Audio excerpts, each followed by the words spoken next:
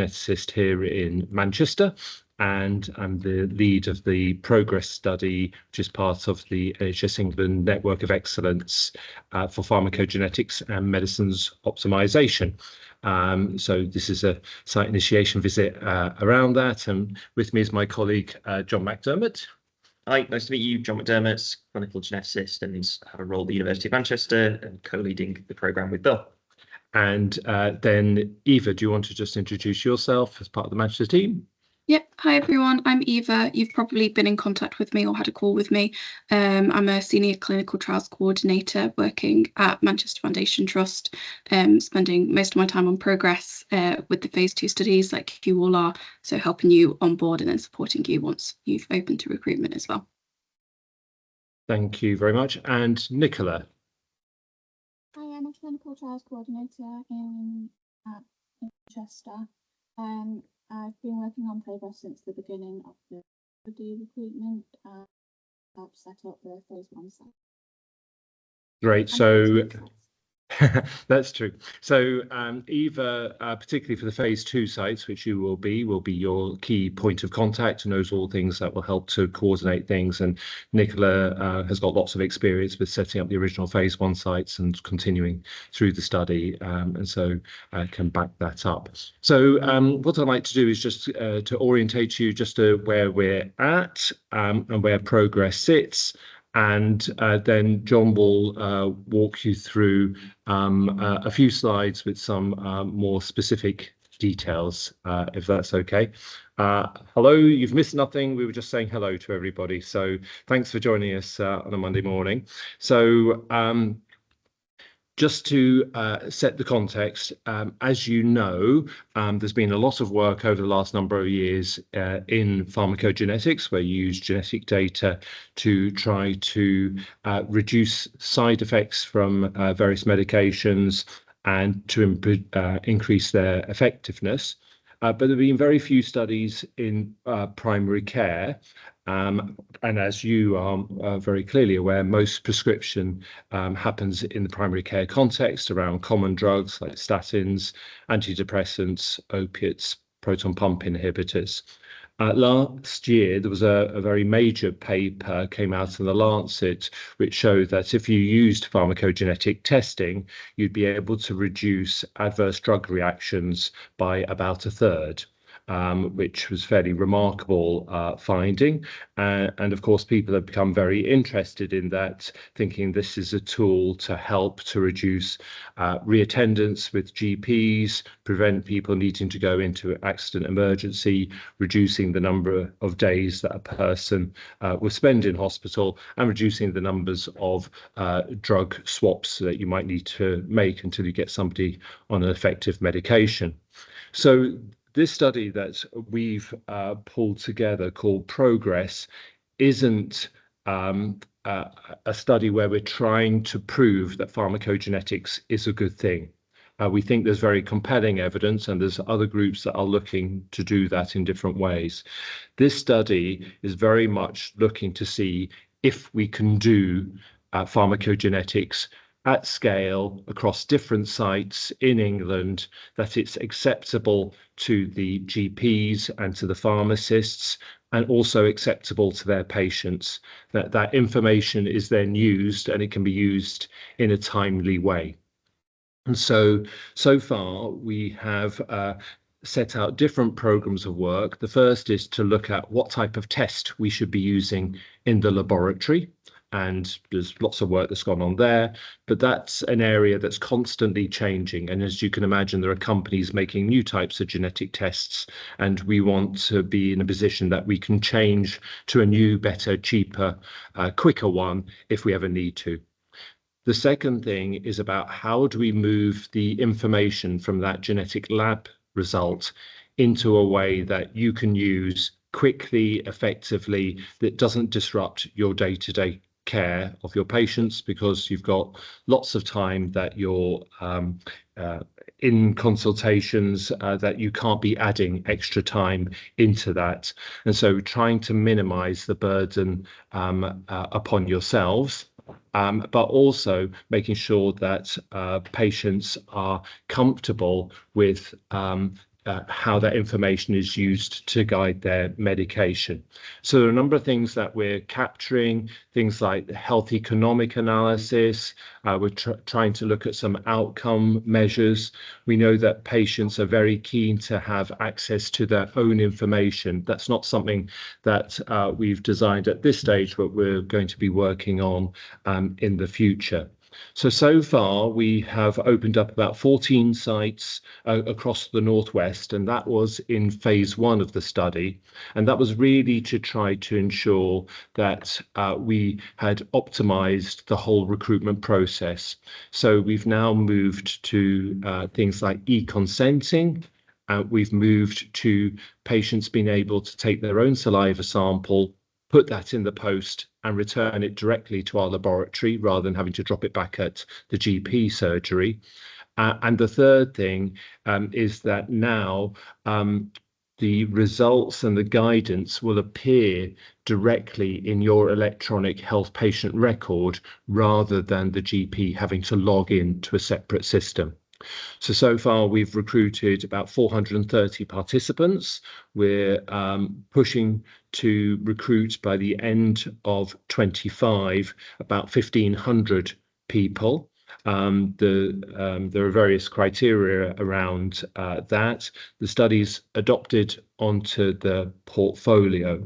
And so I'm going to stop there. That just gives you a sort of an overview, but I'm going to let John talk you through sort of in a little bit more detail the slides for the progress program. Thanks so much. Perfect. So hopefully everyone can see that okay. Eva, could you just let me know if that's come up on the screen fine? Yeah, that looks good. Excellent. So just following on from Bill, I wanted to just give a very brief overview of the rationale for this study before going into some details of the kind of operational details of how the methodology works in practice. So as I say, I'm going to cover a little bit about the background, then focus in on the methodology and the ethical framework for this study, and then focus on some administrative details around adverse events, SAEs, and contacts. So as a way of background, again, this will just summarize what Bill has already spoken to, but we know that poor medicine's effectiveness and adverse drug reactions are common and costly phenomena related to a number of factors: poor medicine's adherence, suboptimal dosing strategies. But we know genetic variation can also play a role. Many medicines need to be activated by enzymes before they can have their desired effect. But large biobank studies have shown that the vast majority of us carry genetic variants which influence the activity of those enzymes. And so if you carry a variant in a gene coding for a key transporter or a key enzyme involved in medicine's metabolism, then you may have less of the active metabolite and it's less likely to work effectively. But despite extensive evidence that's been built up over the past few decades for multiple gene drug pairs, there remains a key translational gap, particularly in the NHS. So we're part of a group called the Clinical Pharmacogenetics Implementation Consortium that make consensus international guidance for gene drug dosing, and there's 27 gene drug pairs with explicit pharmacogenomic guidance. But in the NHS, only 4 of those have reached clinical practice. And so there remains a kind of key translational bottleneck. And what our role is to examine some of the drivers behind that bottleneck, understand the challenges, and whether and how we might overcome them. And that's really what the Progress programme is very much dedicated to. And as Bill mentioned before, this paper that came out last year has really focused minds, which was the first RCT looking at panel-based pharmacogenomics that demonstrated a 30% reduction in adverse drug reactions. And so if that were to hold true in clinical practice, then the potential benefits of that to health systems could be quite significant. Now, what Prepare didn't do, because it was a very much a research study, was think about how this could be operationalized in day-to-day care. And that's really where we've stepped in to think about the Progress study and ask the question, how do we make this part of routine clinical practice? Is it even possible? And although pharmacogenetics can sound very much like something for the future, we know that that this is very much going to happen in clinical practice. So NICE have just recommended that all patients who have a stroke or a TIA should be offered CYP2C19 genotyping to guide their antiplatelet therapy. And actually, today, the first pilot site goes live, actually implementing this for all of their stroke patients admitted to clinical practice. And so that data isn't just useful to that particular prescribing moment, it has longitudinal value. And the things we've been thinking about as part of this study will hopefully inform how we can use and reuse that data over time. And this really speaks to the concept of the model of how you might implement pharmacogenetics. So what we do currently for the small amount of pharmacogenetic testing that's done in the United Kingdom is that patients present, they might need a pharmacogenetic test. So let's take patients who've receiving chemotherapy and they undergo DPYD testing to prevent severe adverse reactions. You see the patient, they need a pharmacogenetic test, you have results available a few weeks later. That's called reactive testing. We've done a lot of work around the concept of point of care testing, so generating those results really quickly. But actually what many healthcare systems are moving towards, and what we're to an extent exploring within the Progress study, is if you use panel-based testing and then try to embed that data within a patient's healthcare record, then actually the data is then available throughout that individual's life every time they present requiring a medicine for which pharmacogenetic data is relevant. And that's what we've been exploring as part of the Progress study. But that is a huge informatic challenge, as you can imagine, especially to do in a scalable and equitable way across the health system. But the potential benefits are quite significant. So this genetic variation is incredibly common, but the medicines they're related to are also, as you can see, incredibly frequently prescribed. Medicines like antidepressants, statins, and proton pump inhibitors. And the cost of treating conditions related to these medicines is extremely large. So even small improvements in the effectiveness or safety of these treatments could have a major impact, not just on an individual level, but also on a population level as well. And so it's in that context, with that background, that we've launched the Progress study, looking at how can we actually implement this within routine clinical practice. And so the aim of our study is unapologetically not around demonstrating the kind of effectiveness of panel-based pharmacogenetics. To do that, we would need to replicate what's been done as part of the PREPARE trial. But really, this is that taking that step forward and asking, how do we develop an end-to-end platform for pharmacogenetic testing in primary care within the context of a clinical trial? So it's very much around that implementation type methodology, asking the question, how do we achieve this in routine care? Our primary outcome is the proportion of patients who've had a clinically relevant pharmacogenetic variant related to the medicine class, which precipitated recruitment to the study. This is something that we developed a few years ago called the IPTIP clinical utility metric, and it's a measure that's agreed upon for understanding the potential impact of pharmacogenetic guided prescribing. And that's a relatively dry statistic, but it allows us to power this study, which is why over the course of the study, we've got around 1,400 patients we're aiming to recruit. But what we're really kind of interested in is these secondary outcomes, which are really what we call these process outcomes. So can we actually deliver this data to primary care healthcare professionals in a clinically relevant timeframe? Can it be used by primary care healthcare professionals to inform prescribing? And what proportion of patients who had an actionable pharmacogenetic variant have their prescription amended as a result? And then we're going to hone in on those challenges around implementation, delayed prescription before results, or non-use of this data, and then looking at the average time to prescription as well. Within our program, we work with health economists and qualitative researchers who have performed a number of interviews with public and clinical stakeholders to enrich some of these findings that we've already started to generate. So we're coming to the end of phase 1 at the moment, which has actually lasted around 12 months in total, and then coming into phase 2, which is a further 12 months. As I said, our sample size is 1,450 across the study. We've reached our phase 1 target and then moving into phase 2 at present. So as Bill mentioned, and these have the right timeframes on them, the recruiting sites in phase 1, we were just doing this in the northwest of England whilst we established, could we actually deliver this pharmacogenetic testing? And we've been returning results via an external portal called Geno, which you will still have access to. But critically, as part of this second phase, not only will we be recruiting across the country, but also we'll be embedding this data directly into the electronic healthcare record. And so eligibility criteria, we've tried to make it as simple and as straightforward as possible. Our aim is not to create layers and layers of methodological steps that you've got to go through to identify and recruit a patient.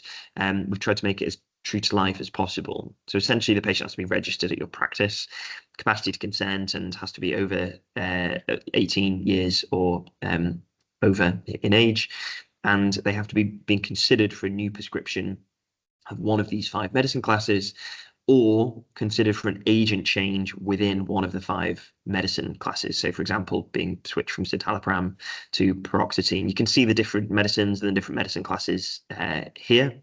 And we added this page just to clarify, because when we started the study, a number of questions emerged. If a patient has previously been prescribed one of the above medicines, they are still eligible for recruitment, providing they're not prescribed and adherent to the medicine at the time of enrollment. What we're not looking to do here is almost kind of it is a medicines reconciliation process. It's not about testing people who are established and doing well on a medicine. It's about testing people at initiation, or testing people as and when they're failing on a medicine to then inform that future prescription. And the reasons behind that are really driven by the way the pharmacogenetic guidance is written. Pharmacogenetic guidelines are written from the perspective of a patient beginning a new medicine, rather than adjusting them once they're on a particular medicine. Exclusion criteria, there's very few. It's what you'd imagine: patients who can't consent and patients under the age of 18. And I want to go through the recruitment strategy. And again, we've tried to keep this as flexible as possible. And I've tried to frame this in an example of Jack. So Jack attends an appointment with their GP, having had a low mood for several months, and has decided to begin a course of antidepressants. And for example's sake, the preferred first-line therapy here is citalopram 20 milligram once daily. Now, this medicine is metabolized by the CYP2C19 enzyme. Jack's told by the healthcare professional that there's a study looking at how people might respond to medicines based on their genetic variation, and we can use that information to choose the best medicine. Jack's told that this might mean receiving their prescription later than they would otherwise, approximately 7 to 10 days after prescription. And then Jack decides that they want to participate in the study. And so what we've got here is a scenario where you're seeing a patient as part of routine practice, and then the responsible healthcare professional, and we've kept that relatively broad, flags the study is available to the patient. What we're asking at that point is that the healthcare professional completed a very short template on the electronic healthcare record system, which takes around 30 seconds to complete, just flagging the patient details and what medicine was being considered that we refer to as the index medicine. That process then alerts our central study team that this patient is eligible for recruitment. And what we've tried to move to as part of phase 2 is this asynchronous recruitment strategy. So as phase 1, it was a relatively traditional recruiting strategy, in that we either had face-to-face recruitment or telephone recruitment, both of which are still eligible during phase 2. But what we've moved to pretty much across the Northwest is this asynchronous recruitment strategy. So the patient is provided with a research pack that you can see here, and these will be provided to you. And so Jack says, yes, I'm interested in participating. They then pick this up from reception as they're leaving, if they're face-to-face, or they'd come in and grab it if it was a virtual appointment. And then they're informed that within the next 24 hours, they should complete the e-consent recruitment process. So within this recruitment pack, you have, and I'll show you in a second, you've got this saliva kit that you can see here, which is how we collect the sample. And then you've got this pack here to capture the saliva kit. This is all then packaged back up into this system, as you'll see in 1 second, and it can just be posted in any letterbox. The recruitment process has been co-designed with patients and designed with a company called Castor. and it allows patients to consent themselves online to this study. There's a number of videos that they can watch to support them through this process, and we built in safety mechanisms whereby if the patient either doesn't complete this, or as they're completing it, they have any questions, either we will be able to contact them, or there is a number that they can call our central study team who can walk them through this process. But everything is completed online. They can view the patient information sheet and the informed consent form. They're then able to register their kit. So this is what the saliva kit looks like for those of you who may not have seen one. You essentially spit into this tube, filling up from there to there, close this lid, which releases a bit of a buffer solution.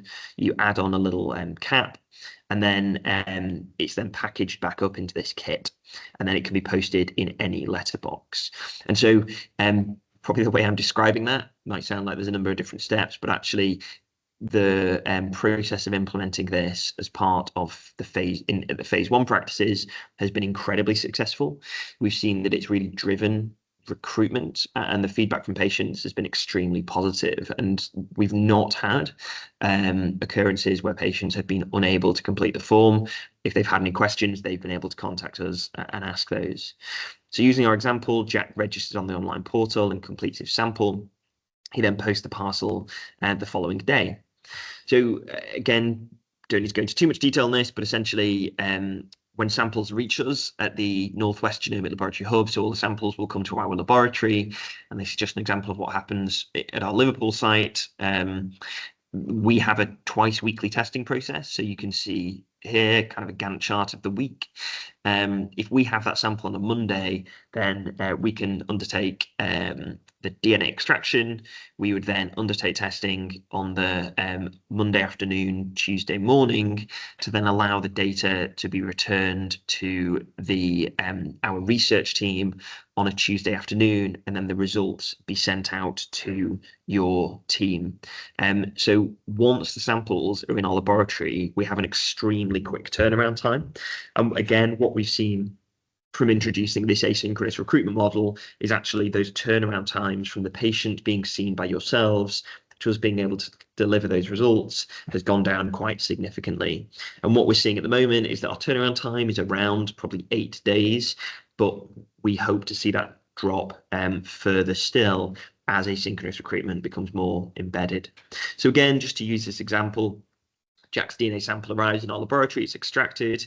We then get the results on, we then perform testing on day 5, and then on day 6, the results are available.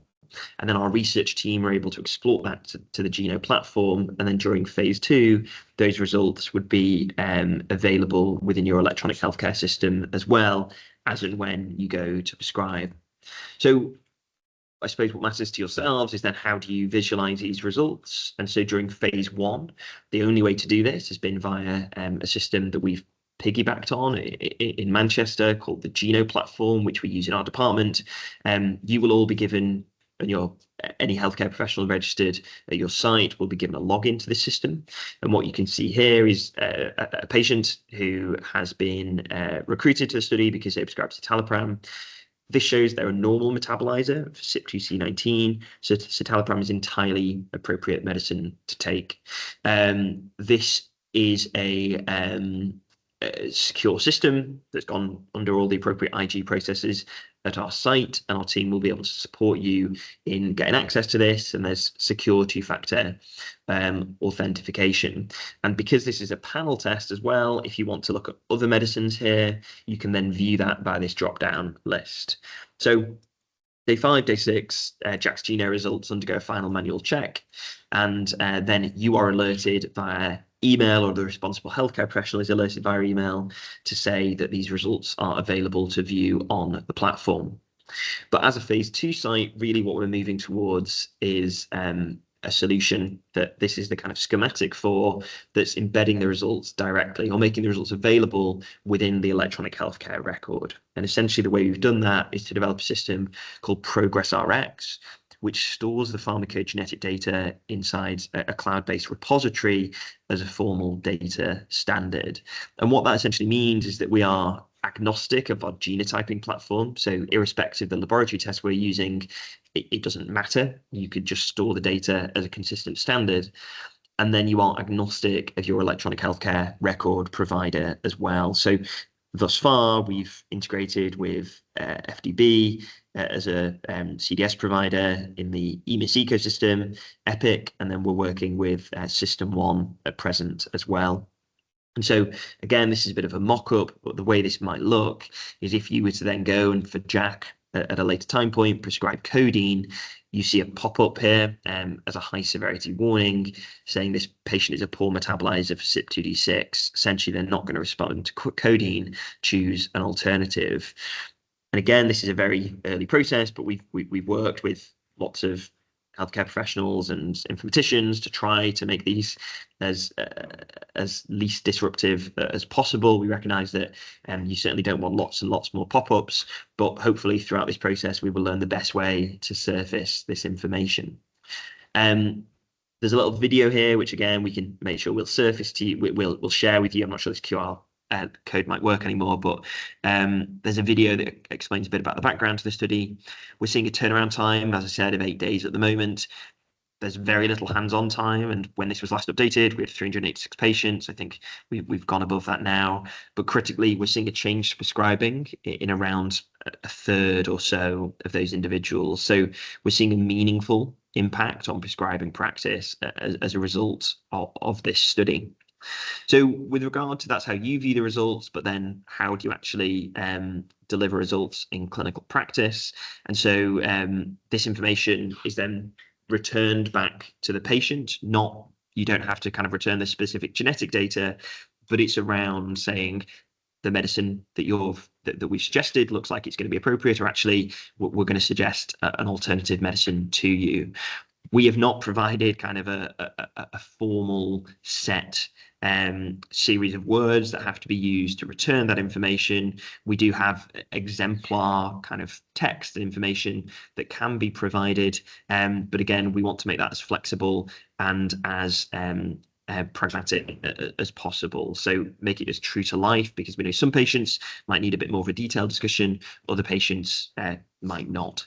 And so in general, the structure for returning results, regardless of delivery, should include the following steps. So a little bit about an overview of the kind of background to remind the patient that they were enrolled in this study, the rationale for the tests, what the result was, and then the action to be taken. And again, the team have provided this communicating pharmacogenomics document that provides a bit more background and a bit more information on this.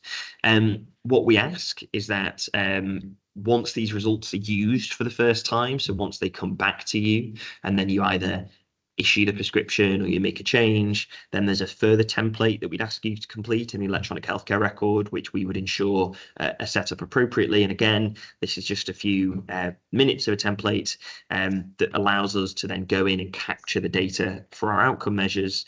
And then if the results are then reused in the future, we'd ask that template 4 was completed. But again, our research team would be able to support you through that process and provide further detail as that develops. So again, just as a kind of schematic process, if the prescription, we've tried to provide flexibility, so we understand there will be some circumstances where you might have already dispensed the prescription. And if the dose adjustment isn't indicated, then the patient's just contacted saying they can continue taking it as appropriate. If a dose adjustment is indicated, then again, it's about contacting that patient and advising to collect a new prescription if appropriate. But then if a prescription hasn't been dispensed, again, you go through that process. If a dose adjustment isn't indicated, then it's about contacting them and advising them they can pick up their prescription. And then similarly, if it's indicated, it's about advising them to pick up their prescription, but it will have been adjusted at that point in time. We recognize there might be a few small scenarios where because the patient's, let's say, on polypharmacy, or they have a series of complex genetic results. So let's say they are a poor metabolizer for CYP2C19 and a poor metabolizer for CYP2D6 and you want to give them an antidepressant, it may not be straightforward to make that decision. These are very few and far between, these scenarios where this would happen, but we have provided funding to the specialist pharmacy service, who would be happy to provide support around prescribing, as they are already, but they're happy to support specifically with this study, and they have access to the patient data, so can support you if there are any particularly challenging questions. So that's a huge amount of information that we've provided, and what you can see is that there's lots of overlapping and interlocking parts of this particular study. But the key that we want to highlight is that we've tried to develop this to be as flexible as possible. So with the index prescription, there's the option to issue or delay the prescription. With regard to the recruitment process, so although we would prefer to move down that kind of asynchronous recruitment model, if there is a preference from certain individuals or certain practices for a particular reason that they'd still like to use a face-to-face recruitment model, then that is permissible within the protocol.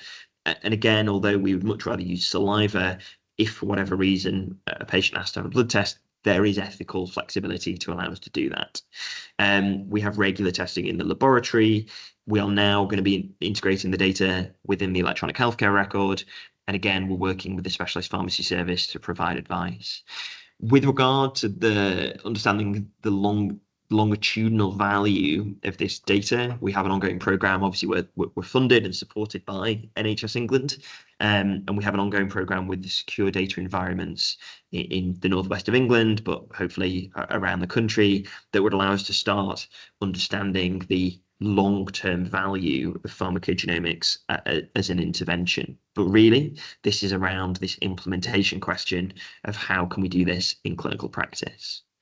So there are, we expect extremely few adverse events or SAEs just because of the nature of the study. The only one that we've defined within the protocol as an AE is that if you feel there's a deterioration in symptoms or development of new symptoms thought to be related to a delay in prescription beyond the 10-day turnaround time that we say the results should be available, then this would be considered an AE. We've not had any thus far, and it's up to the reviewing clinician to determine whether the patient has experienced the above AE, SAE. And if that is the case, we've got a generic email that you can contact, or you can contact Bill as the PI if you have any questions. With regard to training requirements, again, so you've sat and listened to me here, which is the mandatory SIV, and then any other participants are able to review the slides and then sign the delegation log. And then we also provide optional training, so CPPE have a module on background in genomics, which isn't specifically related to pharmacogenomics, but if anyone would like to access that from your site, then we're happy to fund that initiative. And I think that's all my slides. So this is obviously a very relatively complex study in the sense that we're involving multiple partners, multiple sites, and it's about integrating genomics into settings where genomics traditionally hasn't been implemented in. I think it's an exciting time to be working in pharmacogenomics. This is the personalized prescribing report that was published a few years ago, which made a call for the routine implementation of this type of data in clinical practice. But the question of how we do that hadn't been addressed. And hopefully through this study, we will move closer to that. So thank you for listening. I'm happy to answer any questions and clarify any points.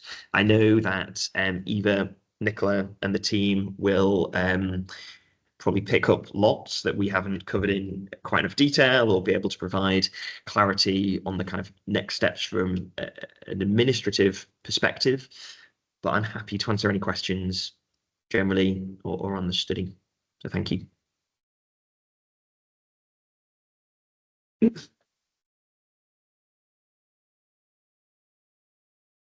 Yeah, Mansi. Hello, hi. My name's Nancy. I'm one of the pharmacists based Nancy. at the Hammersmith and Fulham Research Unit. I just have a question with regards to, so if we're initiating a patient on the study because we'll be initiating them on an index prescription, What if they, for example, we want to initiate an SSRI, but they're already on a PPI? So with the data that we receive, would we be actioning any changes in relation to their SSRI as well as the PPI? No. So, I mean, that's a really good question. So I say no. The way the protocol is written is it is all based on that index prescription. So I think what you're, and correct me if I'm wrong, but I think probably what you're alluding to is, so let's say a patient is on already taking omeprazole, and they're found to be a poor metabolizer, which then influences their prescription of CYP2C19, which would then influence their prescription of citalopram. So the question is, obviously, you're going to use that information to guide their SSRI prescription, but then should you make any changes to their PPI? What we say is that in the context of this study, this data is not around using that for medicines reconciliation. And so if the patient is responding to their PPI appropriately, then we wouldn't suggest changing that medicine. However, that data is clearly available to you.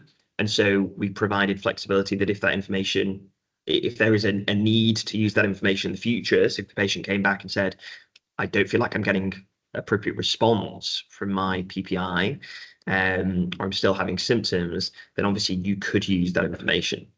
But we wouldn't ask you to do it reactively if the patient was seemingly fine on that medicine. Does that make sense? Yes, that does. Thank you. How long? Hi, so I work for the Hounslow Consortium, but work in Chiswick PCN. So I'm looking at currently Chiswick PCN, but possibly over across the 5 PCNs in Hounslow as well. So I've got a few short questions. When you talk about a healthcare professional, who can? Is it the GPs or can it be pharmacists running this? Yes, it can be GPs, it can be pharmacists. So we've kept that as broad as possible. So certainly at a number of sites, we have pharmacists running the study. Perfect.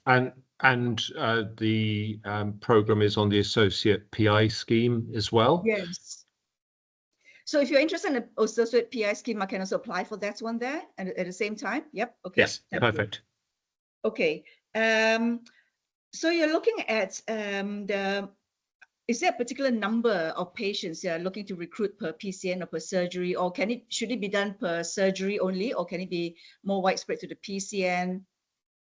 We're very relaxed about that. So far, it's very variable across the different recruitment sites, and there's quite a lot of learning that we take from that to try to understand why there is that variability. So we're not setting predetermined targets as you would for another type of study. Of course, we're very enthusiastic for people to recruit as many. We don't have an upper limit, and even though we say 1,500 or 1,450, whatever is our target, we can extend beyond that. We've got capacity within our laboratory to do that as well. It's what we're really trying to do is to saturate the study in terms of the learning of the processes and the differences between different practices and how we can then use that for a more formal commissioned rollout would be the plan. Okay, so from the phase 1 study, roughly let's say per surgery, what's the rough number that you're actually getting? Are you so it's real 5, 10, 15, 10, yeah, I don't know, 20, 100? It's big extreme. So we've got 2 practices where we've got lots of recruitment that started right at the beginning. Of the first 4, the 2 of them have recruited very, very few. And so there have been a number of reasons for that, staffing issues mainly, and one GP who was interested in taking part who has become very busy with other things, and then other people in the practice not. The most successful practices are those where we have multiple people within the practice who are engaged in the study and are keen to participate. At the moment, we are recruiting across our 15, I think sort of maybe 18 sites, something like that. We're recruiting about somewhere between 15 and 20 participants a week, but those, so the highest recruiters are 3 to 5, and then a number of practices will be 0 each week. But they're the types of figures. I understand it's useful to have a kind of sense of the figures in mind, but Yes. that they're the kind of figures that we'd like to see. So 3 to 5 a week. Yeah. Okay, 2 more questions. So, for this particular study, what's the cost for doing this particular, I suppose it's a research cost for you running the study? Because we're looking, I suppose, the wider benefits of the genetics and pharmacogenetics in future, but just in my head, whether it's worth, probably not a good word to use, but is it worth kind of spending the money on a few for some patients to check that actually this particular medications work for them, or in fact actually to sort of say we'll try the 20 milligrams of omeprazole. If it doesn't work, then let's try the lansoprazole. But if you're spending I don't know, hundreds of thousands of just to find out whether if this particular PPI works, is it quite worth it? No, that's a great question. That's what we spend a huge amount of time thinking about. So, as I say, we work with a team of health economists, and you're completely right. If the question was, this is all based around PPIs and it's around switching a patient from one PPI to another, and there's an argument actually you could just base this on a symptomatic approach. So certainly, the first thing to say is, so the testing itself is extremely cheap. You're talking about a £20 test, so it's cheaper than lots of blood tests that we do. The cost of the kind of informatics approach is relatively, it's not overly tangible at the moment because we're doing this in a research framework. But certainly, if you look at the recent NICE assessment for CYP2C19 and clopidogrel, the potential cost savings over a 5-year time horizon have been estimated by NICE as part of an independent consortium to be worth around £450 million a year in prevention of secondary events and admission to hospital and gains in quality of life. And so what we're doing as part of this study is a piece of work with Professor Catherine Payne, who's specifically looking at the value of panel-based pharmacogenetic testing in primary care and potentially looking at how you can derive benefit from, because the benefit is really going to be derived from preventing GP appointments and then preventing onward referrals and admissions. So that's exactly what we're looking at delivering. The reason that panel-based, so you would never be able to justify a health economic case based on CYP2C19 for PPIs alone. You just couldn't do it. But what you can do is say, well, that might be the index prescription, but then we know that if we do that test at a patient age 30, then over the next 25 years, the likelihood is they're going to receive a number of more medicines. And so what are the potential implications of having that data available within the healthcare record? What I would say is that is a challenge that when you're looking at single gene, single drug, it's quite easy to do the health economics. When you're looking at panel-based pharmacogenetic testing, it is extremely challenging, and healthcare systems around the world have struggled enormously with it. So we work quite closely with a lot of centers in the US who, as you can imagine, they work very much as single institutions rather than health systems. They've done some work around this. The guys in Canada have done some interesting work around depression, where the economics seem to stack up. But you're right. I mean, that's something that we're thinking about a lot. And as you can imagine, that's what NHS England are particularly interested in as well. Okay. Just one more question. So when you're testing this particular CYP2C19, is that right? Is that the same one that works across all the class of drugs that you mentioned just now, the statin, the PPI, the TCA, or is that one particular gene they are testing for the one particular drug? So if I say citalopram is one drug, if I send in for omeprazole, it's a different gene. So it's very specific, or is it just one across all of them? So we're testing. So what we report is 4 different genes. So we report CYP2C19, CYP2D6, CYP2C9, and SLCO1B1. So we know that some medicine classes, it's just related to one gene. Some are related to more than one gene. And then individual genes are related to multiple medicines. So CYP2C19 is important in the metabolism of certain antidepressants, proton pump inhibitors, but we know some proton pump inhibitors require CYP2C9. CYP2D6 is related. So it's yeah. So but we always, irrespective of the medicines that you the index medicine, we will report those four genes. Okay. 4 genes. But really, unless you want to, you can view that information. You don't have to worry too much about the genetic data. Yep. You can just look at the guidance for every medicine that is on that list. Okay, thank you. When you get access to the Geno system, we can potentially provide an example of a patient that you can kind of look at and view what that information might see, or we can put together a little video. Okay, thank you. Any further questions at all? If no one asks, can I ask another one? Sure, yeah. So when you finish to the template 3, when you complete template 3, is then the end of it? I suppose once the patient comes back with the results and you start the appropriate medication and you complete template 3, do you then still need to review the patients for this particular study, or is it just part of our regular review follow-up with the patients? That means the study is completed once we finish template 3. So so there is no kind of further study visits, as it were, that there's nothing else you need to do. Right. However, if the patient then presents at a later time point within the study period, and so the best, let's take Jack. They've been prescribed citalopram. That's how they recruited to the study.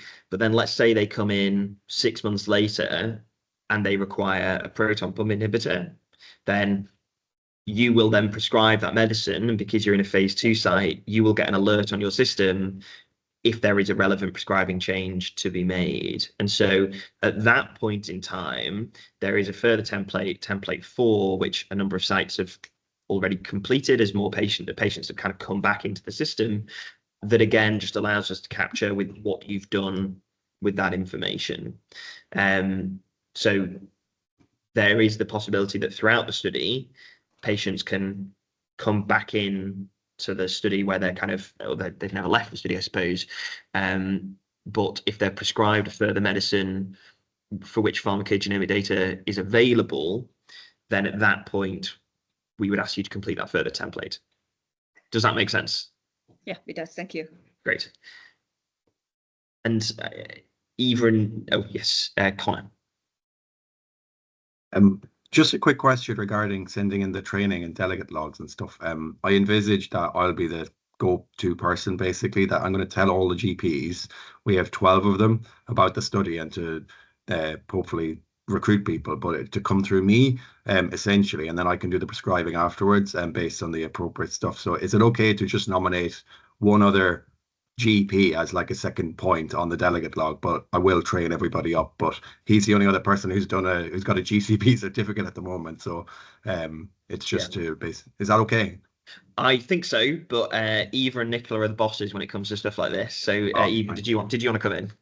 Yeah, I was just going to say, but you already covered it, Connor, that to go on the delegation log, they'd need a GCP certificate. So if they've got that, that's great. It could just be you on the delegation log if that's what you thought was best. But if that GP feels confident and wants to go on the delegation log, that's great to put somebody else on. If you've trained them up, then you can put them on just the training log as well. That'd be great. So we've got everybody who's trained recorded. That would be best. But yeah, just people on the delegation log with a GCP. If that's just you or just you and one other person, fantastic. But as many people on the training log who have been trained is ideal. Thank you. Perfect. Great. So Eva, Nicola, anything you want to clarify, either correct what I've said or we've said, or highlight next steps? Just from me, you should have all received the local information pack with all the documents. So if you could just review those documents and return the documents requested, that'd be fantastic. If you've got any questions, just email me, let me know. With Progress RX, we need the local IG leads and the ICB IG lead as well. I think most of you have sent me those details, but I can email those who I'm still waiting from. That can just take a bit longer in the process than returning the training delegation log and contract. So it's good to get the conversation started as early as possible if we've not already got them started. But I can get in contact with those who we need to start the Progress RX conversations with. That's great. Thank you, everybody. Thank you, Eva. What we've done is we've set in place a monthly little update to all the sites so that they have a sort of overview of what's going on, sort of little tips, things we've learned, any changes, where we've got up to with recruitment. Eva, Nicola are always available, so are John and myself, to provide any updates and advice. We're really keen to get sort of new sites up and running and to learn from you, and hopefully you find this a positive experience and your patients find this is of value, because it's only by generating this evidence that we'll be able to make a case for this to sort of roll out in a sort of large scale way across the NHS. And Poe, as you say, one of the things that is really important and that we're very conscious of is that pharmacogenetics is one really valuable way of contributing to improving patients' experience with medicines, but it's absolutely not the only one. So, you know, using this information in the context of what other drugs patients are on, what their comorbidities are, what their previous experience is all really important. And we're, you know, very aware of that. And we'd love in years to come to create an algorithm that was able to incorporate all that other information so that we get to the best place. So if there are no more questions, thank you so much for your time this morning. Don't hesitate to get in touch if there's anything that after this or reviewing it or having a chance to just mull over some of the things we've said that you'd like some clarity on, and then Eva will be in touch. Thank you so much. Take care. Thank you. Bye. Bye-bye. Thank you.